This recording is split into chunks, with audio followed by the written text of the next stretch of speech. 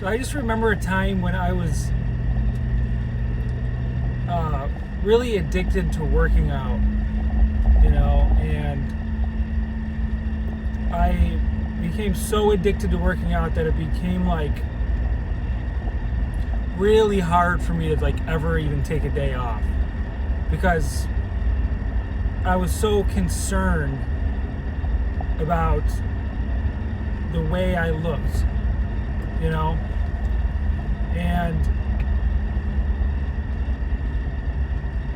basically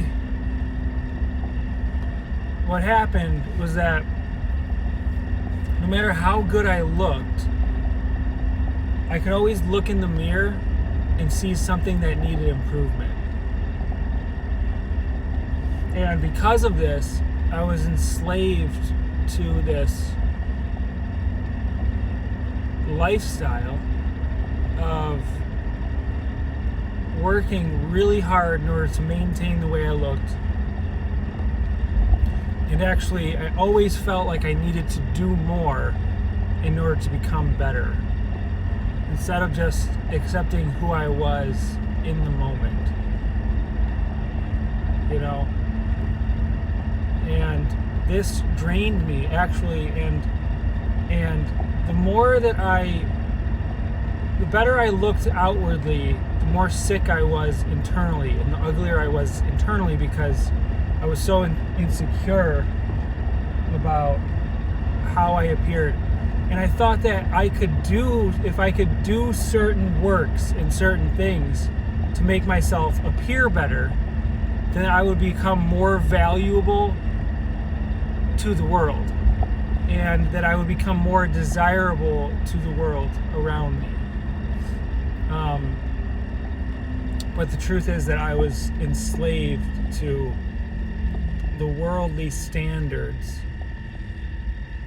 and value systems that have been set in place by society.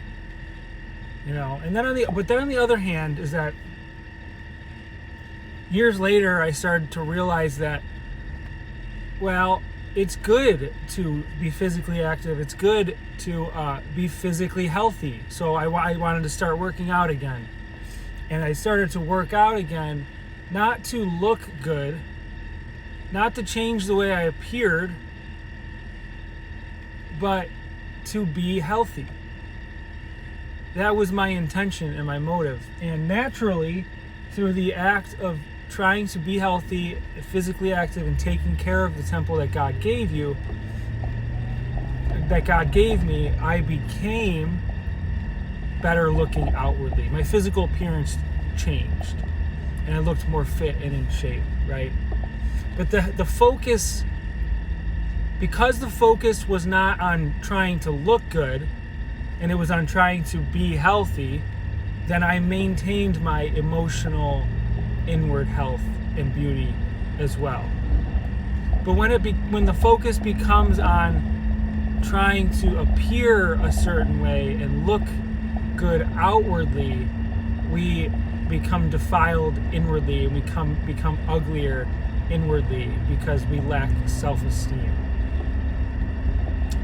And it's the same way with God, is that He wants us to be accepting of who we are in this moment. Although we might look in the mirror and say, well, I need to do better, I want to be better, and I want to be more perfect, right?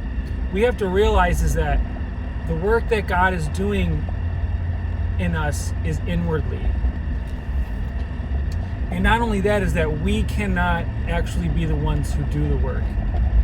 We cannot be the ones who decide the timing of it all.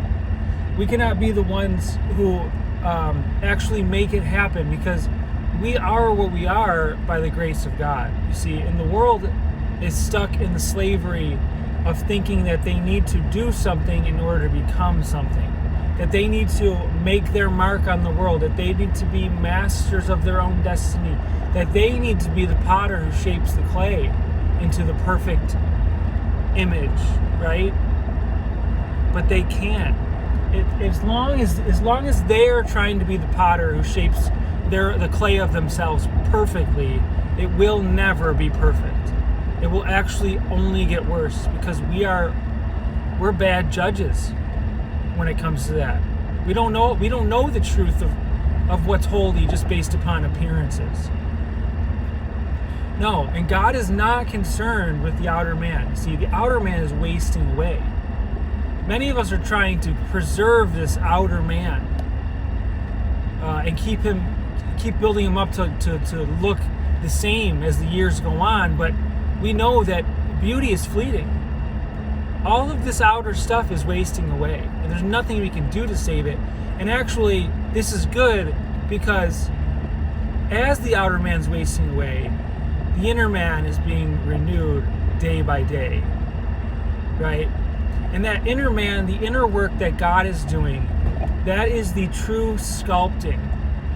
That is Him being the potter, shaping who we are to be a more beautiful creature as time goes on.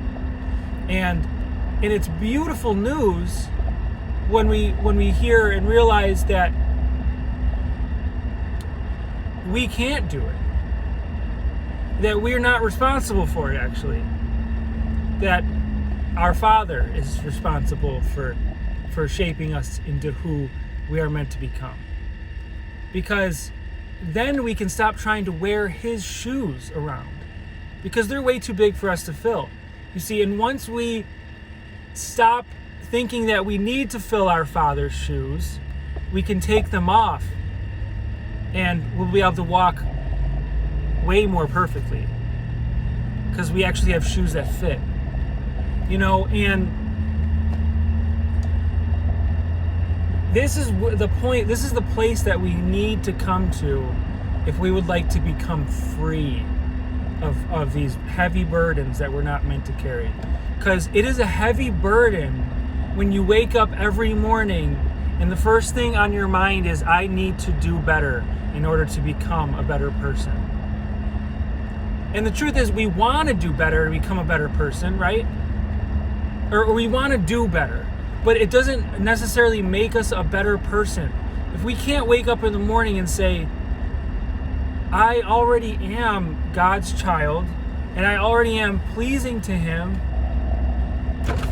just because He made me to be that way, then we will always be enslaved to trying to go to the gym, so to speak, and work really hard to make ourselves better, but really we'll just be spinning our wheels and wasting our energy.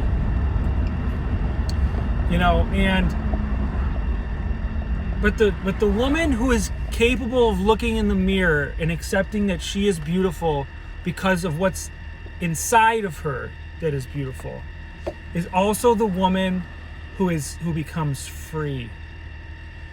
It is also the woman who has peace with herself, right? And it's also the woman who is truly fit to be with the King, because her fitness is not of this world. Her fitness is godly, right? And this is this is the mindset that we should have, because, a child is not powerful enough. A child does not have the power to become his father, right? We all know that. But a father has the power to make a child who is just like himself.